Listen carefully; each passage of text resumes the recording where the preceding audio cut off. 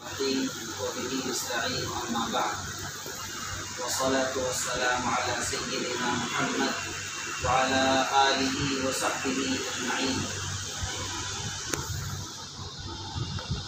معزز اور محترم حاضرین گرامی قدر،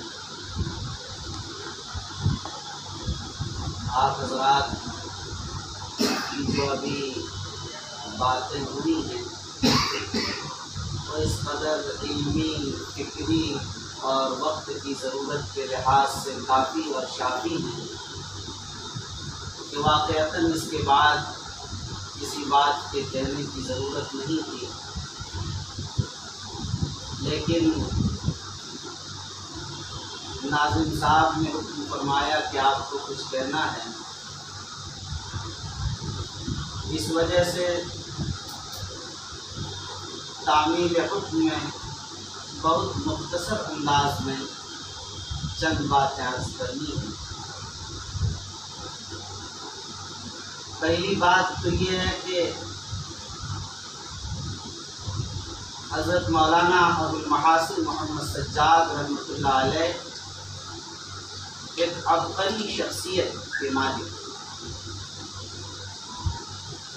ان کی شخصیت کا کون سا پہلو ممتاز اور نمایاں تھا، ان کا فیصلہ 100 سال کے بعد بھی نہیں کیا جا سکتا۔ اگر آپ کہتے ہیں کہ وہ ایک عظیم عالم اور عظیم فقیہ النفس تھے تو شاید ان کی شان کو صحیح خراج عقیدت نہیں پیش ہو سکتی، اور اگر آپ کہتے ہیں کہ وہ اپنے زمانے میں فکری حیثیت سے ممتاز نہیں بلکہ اس کے سرتاج تھے، یہ بھی خراج عقیدت مکمل نہیں ہو سکتا۔ اگر آپ یہ کہیں کہ وہ اخلاص کے تاج محل اور اخلاص کے بادشاہ تھے اپنے زمانے میں، یہ بھی ان کی تعارف کے لیے کافی اچھا تھی۔ اگر آپ یہ کہیں کہ انہوں نے تواضع، انکساری اور سادگی کی ایسی مثال قائم کر دی کہ تاریخ انسانی نے ایسی کم مثالیں دیکھی ہوں گی، یہ بھی ان کی خراج تحسین کے لیے کافی اچھا تھی۔ حضرت مولانا ابو المحاسن محمد سجاد متنوع صفات کے مالک تھے، جن کے بارے کہا جاتا ہے کہ آنچ خوباں ہمادارن کی تناظر۔ وہ ایک ایسے انسان تھے کہ جو پیدا ہی ہوئے تھے ملت کے لیے، قوم کے لیے اور اسلام کے لیے پیدا ہوئے، جنہوں نے اپنی پوری زندگی اسی کے لیے لگا دی۔ انہوں نے اپنی زمین و جائیداد، انہوں نے اپنے گھر گھرانہ، انہوں نے اپنی اولاد اور اپنے اہل و عیال اور خانوادے کا خیال نہیں کیا۔ انہوں نے اپنا خانوادہ الخلق و عیال اللہ کو محسوس کیا۔ انہوں نے یہ محسوس کیا کہ میں پیدا ہی کیا گیا ہوں ملت نہیں، اس قوم کے لیے اور انسانوں کے لیے جسے اللہ تعالیٰ نے انسان بنایا۔ اس انداز پر کام کیا کہ عقلیں حیران نشست کر رہے ہیں۔ مسلم انڈیپینڈنٹ پارٹی کے ذریعے حکومت بنانے کی اس شخص کو کہا جا رہا حکومت بنائے، اور وہ آدمی گھر جانے کے لیے رکشے اور اس وقت تانگے کا کرایہ بھی اس کے پاس نہیں۔ اس شخص نے یہ اس مرحلے کو جھوٹا ثابت کر دیا کہ لوگ یہ کہتے ہیں کہ پارٹیاں کامیاب ہوا کرتی ہیں پیسوں کے بلبوتے پر، طاقت کے بلبوتے پر۔ انہوں نے سب کو جھوٹ ثابت کر دیا۔ سب کامیابیاں اس ذات باری کے قبضہ قدرت میں ہیں، سب کی پیشانیاں اور سب کے قلوب و جگر اسی باری تعالیٰ کے دست قدرت میں ہیں۔ وہ جب چاہتے ہیں دلوں کو اس طرح پھیر دیتے ہیں کہ انسان محسوس بھی نہیں کر سکتا۔ اس لیے حضرت مولانا ابو المحاسن محمد سجاد رحمۃ اللہ علیہ کے قائم کردہ عمارت شریعہ میں آج ہم اور آپ ہیں، انہی کے مشن کو، انہی کے عزائم کو، انہی کے منصوبوں کو، انہی کے افکار کو، انہی کے نظریات کو، انہی کے خیالات کو آگے بڑھانے کے لیے ہم اور آپ اپنی ٹوٹی پھوٹی خدمات لے کر حاضر ہیں۔ ان کے لیے خراج تحسین یہی ہے، صرف یہ نہیں کہ ان کی قبر پر جا کر آپ فاتحہ پڑھ لیں، ان کے لیے قرآن مجید پڑھ کر ایصال ثواب کرتے رہیں، بلکہ وہ جن افکار و خیالات کے انسان تھے، جو ان کی چاہت تھی، جو ان کی تمنائیں تھی، اور جس مشن کو قائم کرنے کے لیے انہوں نے اپنی پوری زندگی لگا دی تھی، اگر اسی مشن انہیں منصوبوں کی تکمیل میں اپنی شبانہ روز محنتوں اور خدمتوں کو اخلاص کے ساتھ، للہیت کے ساتھ لگائیں گے، یہ سب سے بڑا خراج تحسین ہے۔ آج حضرت مولانا ابو المحاسن محمد سجاد رحمۃ اللہ علیہ نہیں رہے، آج وہ ہمارا شریعت جو بڑے مخلص تھے، جن کی بزرگوں کی خدمات کی بنیاد پر آج ہم اور آپ اس سکون کے ساتھ یہاں قائم ہیں۔ بزرگوں نے ایسی قربانیاں پیش کی۔ وہ زمانہ تھا جب پنکھے نہیں تھے، کولر نہیں تھے، اے سی نہیں تھے، وہ زمانہ تھا جب یہ صوفہ نہیں تھا، یہ کرسیاں نہیں تھیں، یہ ٹاٹ کی چٹائیاں بھی نصیب نہیں ہوا کرتی تھی، یہ تپائیاں اور ٹیبل بھی نہیں تھی۔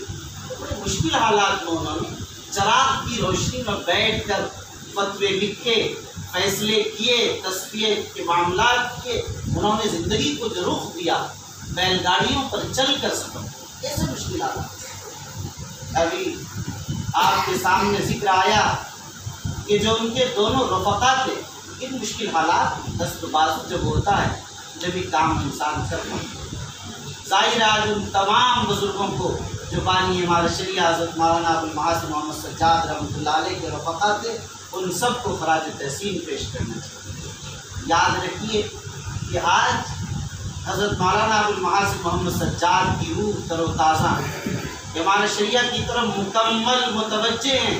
اگر ان کی روحانیت متوجہ نہ ہوتی، یہ خدمات کا دائرہ وسیع نہ ہوتا۔ یاد رکھیے کہ یہ 100 سال کے بعد بھی جو ادارہ چل رہا ہے اور قیامت تک یہ ادارہ انشاءاللہ العزیز چلتا رہے گا۔ یاد رکھیے مولانا ابو المحاسن محمد سجاد اپنی قبر سے عمارت شریعہ کی طرف متوجہ ہیں، سارے بزرگوں کی ارواح عمارت کی طرف متوجہ ہیں، جس بنیاد پر ہم اور آپ آج کام کر رہے ہیں۔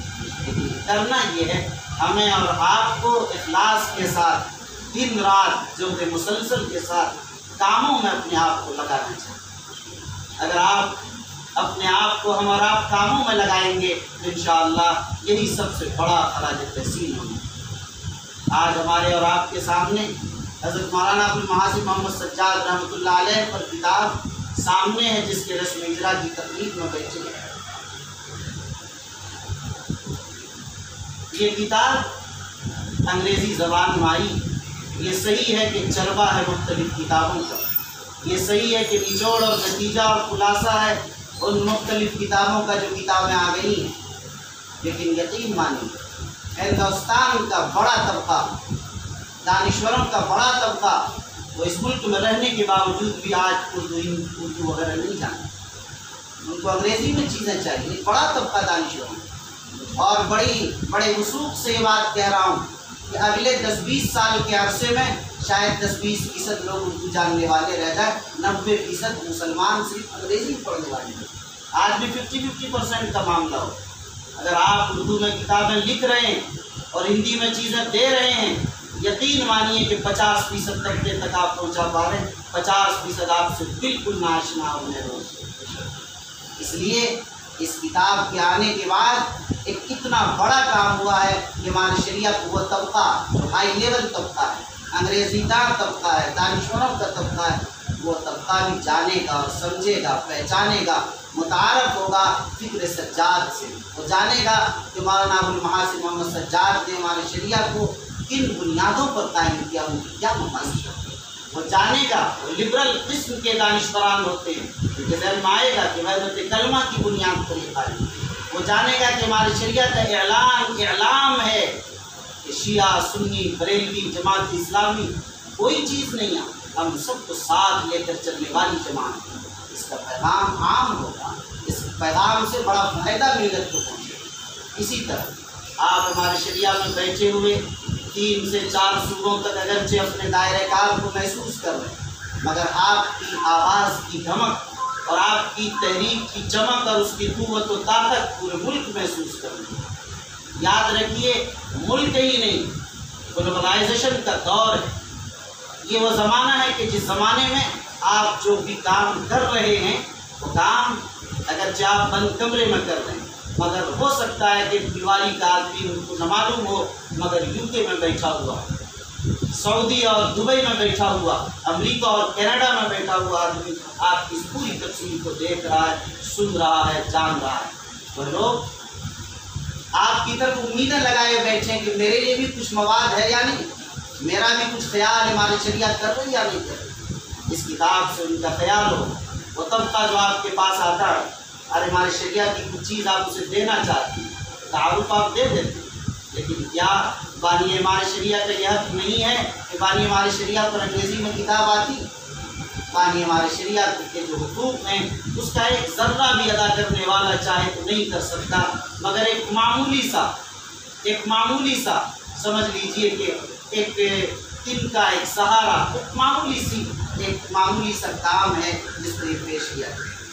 इसलिए इस मौके पर हमें डॉक्टर आफताब साहब को मुबारकबाद पेश करनी चाहिए कि उन्होंने बड़ा काम किया, अल्लाह उनको बेहद जज़ाए कर, अगले काम के लिए भी अल्लाह ताला उन्हें हिम्मत और हौसला दे। याद रखिए, इस मौके पर हमें याद करना चाहिए मुफक्किर इस्लाम हज़रत अमीर शरीयत हज़रत मौलाना सैयद मोहम्मद वली साहब रहमानी अल्लाह मुर्तदऊ, जिन्हें अल्लाह ने दूरदर्श निगाह अता फरमाई। वो काम लेना जानते, काम करना भी जानते थे और काम कराना भी जानते। ऐसी शख्सियतें सदियों में पैदा होती, अल्लाह ताला ने उन्हें अजीब व गरीब सलाहियतें अता फरमाई। वो फ़िक्र सज्जाद से मुतासिर थे, जब वो फ़िक्र सज्जाद पर बोलते तो डूब जाया करते थे उसमें, जब सोचते तो इस कदर मुनहमिक व मशगूल हो जाते, लगते हर चीज़ से गाफिल हो जाते। उन्होंने अपने बाप अमीर शरीयत रावे मौलाना सैयद शाह मिन्नतुल्लाह रहमानी से उस फ़िक्र सज्जाद को अपने अंदर मुंतकिल किया।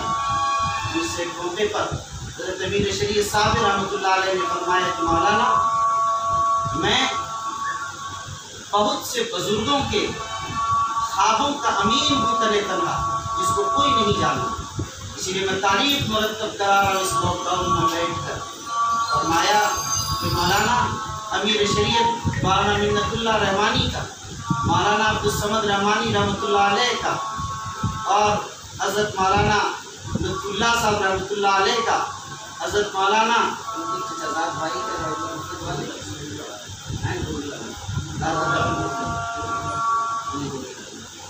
और बुजुर्ग हैं जिन्होंने इमाम बुखारी की किताब अल-मुफ़रद पर काम किया, जो अरबों में जिसकी आज धूम है, नाम जहन से मेरे निकल रहा है, हज़रत मौलाना फजलुल्लाह साहब।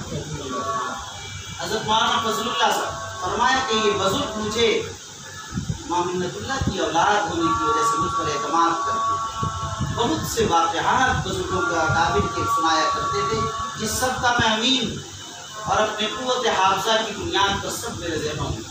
लेकिन फरमाया कि मौलाना, मैं सबसे ज़्यादा मुतासिर हूँ और मौलाना अबुल महासिन मोहम्मद सज्जाद रहमतुल्लाह अलैह की तस्वीर। और ये भी फरमाया मुझसे कि अमीर शरीयत रावे वाली साहब रहमतुल्लाह अलैह सबसे ज़्यादा फ़िक्र सज्जाद से मुतासिर, और उन्हीं बुनियादों पर हमारे शरीयत को जो इस्तेकाम अता फरमाया, और उनके दस्त बाजू हज़रत काजी साहब रहमतुल्लाह अलैह, हज़रत मौलाना निज़ामुद्दीन साहब रहमतुल्लाह अलैह ने इस अंदाज़ पर इमारत को इस्तेकाम बख्शा हम और आप सब के सामने। हज़रत मौलाना मुफ्ती सनाउल्लाह साहब कासमी दाम बरकातुहू ने भी मुख्तलिफ किताबों का जिक्र किया। किताबें हज़रत मौलाना महासिन मोहम्मद सज्जाद पर पहले कम आई थी, लेकिन अब बहुत आ गई हैं माशाअल्लाह, लेकिन आती ही रहेंगी, जितना आ जाए जाहिर है कि बहुत सारा गोशा आज भी पिछना है, इसलिए किताबें आनी चाहिए और आती रहेंगी। हज़रत मौलाना मिन्नतुल्लाह रहमानी रहमतुल्लाह अलैह ने खुद हज़रत मौलाना महासिन मोहम्मद सज्जाद पर एक किताब लिखी जिसका तज़किरा रह गया। हज़रत मौलाना महासिन मोहम्मद सज्जाद पर तफसीली मकाला अमीर शरीयत रावे रहमतुल्लाह अलैह, उस मकाला को पढ़ने से फ़िक्र सज्जाद का अंदाज़ा होता है, और ये भी अंदाज़ा होता है कि उनके सच्चे सबूत अमीर शरीयत रावे व मिन्नतुल्लाह रहमानी रहमतुल्लाह अलैह ने किस अंदाज पर फ़िक्र सज्जाद को अपने अंदर समोया था, और समो कर ज़मीन पर उनके अफ़कार व ख़यालात को उतारने के लिए किस अंदाज पर जनाब रात प्ले किया। अगर आप कहें कि फ़िक्र सज्जाद की प्रैक्टिकल शक्ल मिन्नतुल्लाह रहमानी थे, ये भेजा नहीं। याद रखिए, आज हम और आप इस किताब के रस्म इजरा के लिए बैठे, ये किताब आ गई, ये किताब آخری نہیں ہونی چاہیے۔ یہ کتاب پہلی ہے، ابتدائی ہے، آغاز ہے۔ ہمیں مزید اس کے لیے کوشش کرتے رہتے ہیں۔ ابھی بات آئی تھی کہ 1999 میں جو سیمینار حضرت اسلام صلی رحمۃ اللہ علیہ حضرت مولانا سید محمد نظام الدین صلی رحمۃ اللہ علیہ نے فرمایا تھا، حضرت مولانا ابوالمحاسن محمد سجاد رحمۃ اللہ علیہ بڑا کامیاب سیمینار اور بڑا مضبوط، وقیع، مفید اور تازہ مقالات اس کے لیے لکھا ہے، لیکن اس کے اندر جو تجاویز آئے ان تجاویز پر عمل اب تک نہیں ہو سکتا۔ اس لیے میں درخواست کروں گا ناظم صاحب سے کہ ان تجاویز کو نکلوایا جائے اور اس کو نکلوا کر اس پر ایک بار نظر ثانی کی جائے، اور جو کام کرنے کے لائق ہے اور جو کام ہو سکتا ہے اس کام کو آگے بڑھانا چاہیے انشاءاللہ۔ اور یاد رکھیں، شخصیات کو جب آپ زندہ کریں گے انشاءاللہ العزیز، اس کے ذریعے سے ادارے کا وقار بڑھے گا، نئی نسل کو ان شخصیات کے بارے میں معلومات ہوگی کہ وہ شخصیتیں کیا تھیں۔ بہار کی سرزمین مردم کو اسی بنیاد وہ اپنی شخصیتوں کو، اپنے آباء و اجداد کو نہیں جانتے، ان کے کارنامے کیا، اپنے اسلاف کی تاریخ سے ناواقف۔ یہ تو وہ لوگ تھے، اولئک آبائی مقتدی بمثلہم اذا جمعتنا یا جلیل المجامع والی بات پڑھے تو، اور ان کے اعمال سے واقفیت کی ضرورت ہے۔ آج نئی نسل اور نوجوان فضلاء ہمارے اس سے واقف نہیں، اس لیے کہ لکھنے پڑھنے کا مزاج کم ہوتا جا رہا ہے، اور لکھنے پڑھنے کا مطلب صرف اتنا ہے کہ اگر ہم عربی درجات پڑھ رہے ہیں تو اپنی کتاب اور اپنی شرح تک محدود، اور اگر بی اے ایم اے اور ڈاکٹریٹ پی ایچ ڈی تو اپنے مقالہ اور اپنے موضوع تک محدود۔ علم اس کا نام نہیں، اس میں علم خالص مطالعے کا نام، ظاہر اس کی کمی ہوتی چلی جا رہی ہے۔ اس بنیاد پر ہمیں اس کی طرف بھی متوجہ ہونا چاہیے۔ اس کے ذریعے سے نئی نسل کو بھی ایک پیغام دوں گا کہ ان کتابوں کو، اپنے بزرگوں اور اسلاف کی قربانیوں کو یاد کرنا چاہیے، اس کو پڑھنا چاہیے انشاءاللہ العزیز، اس سے بڑا فائدہ ہوگا۔ اور اس موقع پر میں آپ تمام حضرات کا ممنون و مشکور ہوں کہ آپ حضرات نے اس موقع پر بڑا قیمتی وقت دیا، اور آپ حضرات نے بڑے قیمتی آرا اور تجاویز پیش کیے۔ مولانا سہیل احمد ندوی صاحب کے نے جو دور فقہ کے بارے کا وہ بھی میرے پیش نظر ہے، اس کو کوئی آپ کو دادا اپنے تو بہرحال میں واقف نہیں تھا، بڑی خوشی ہوئی۔ بہرحال ہم اور آپ سب رسم اجرا کرنا